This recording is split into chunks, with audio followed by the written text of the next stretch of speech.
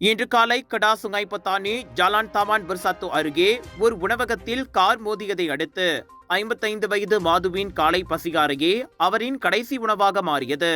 காலை 9 மணி அளவில் நிகழ்ந்த அச்சம்பவத்தில் பினாங்கின் கலுகோரி சேர்ந்த ஹான் சீன் திங் என்ற வர்த்தகரே உயிரிழந்தார். பசிகாரி கொண்டிருந்த போது பெருடுவா அல்சா காரொன்று கடை வளாகத்திற்குள் நுழைந்து அவரை மோதியது.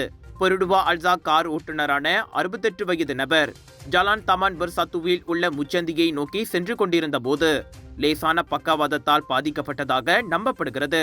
இதனால் கார் கட்டுப்பாட்டை இழந்து சாலையை விட்டு விலகி உணவகத்தில் நுழைந்து பாதிக்கப்பட்டவர் மீது மோதியதாக கொலமுடா போலீஸ் தலைவர் வான் அசாருடேன் வான் இஸ்மாயில் கூறினார். கைகள், கால்கள், முகம் மற்றும் தலையில் பலத்த காயங்கள் ஏற்பட்டு சம்பவ இடத்திலேயே அவர் உயிரிழந்தார். அதே சமயம் கார் ஓட்டுநருக்கு நெஞ்சு மற்றும் காலில் காயம் ஏற்பட்டு சிகிச்சை பெற்று வருகிறார். கவனக்குறைவாகவோ அல்லது ஆபத்தானதாகவோ வாகனம் ஓட்டி மரணத்தை ஏற்படுத்தியதற்காக இச்சம்பவம் 1987 ஆண்டு சாலை போக்குவரத்து சட்டத்தின் கீழ் விசாரிக்கப்படுகிறது.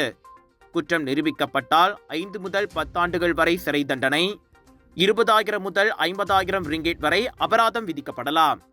அதோடு குறைந்தது 5 ஆண்டுகளுக்கு ஓட்டுநர் உரிமம் வைத்திருக்கவோ அல்லது பெறவோ தகுதி நீக்கம் செய்யப்படலாம் என்பதும் குறிப்பிடத்தக்கது.